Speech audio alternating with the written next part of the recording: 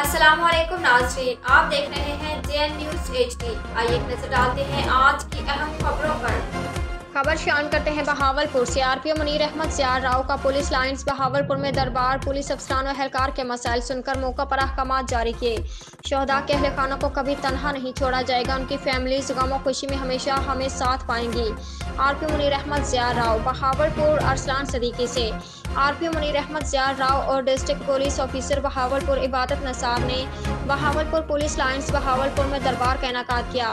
تفصیل کے مطابق دربار میں RPO منیر احمد ضیاء راؤ نے پولیس افسران و اہلکاران سے خطاب کرتے ہوئے کہا کہ میں اپنے ماتحت افسران و اہلکاران کی عزت نفس کو ہمیشہ مقدم رکھتا ہوں۔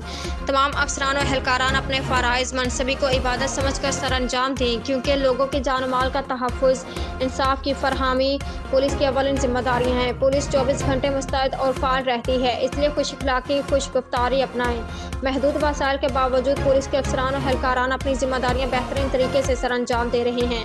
انہوں نے مزید کہا کہ پولیس افسران جرائم پیش عناصر اور جرائم کی شرح کو کم کرنے کے لیے ہر وقت متحرک رہیں۔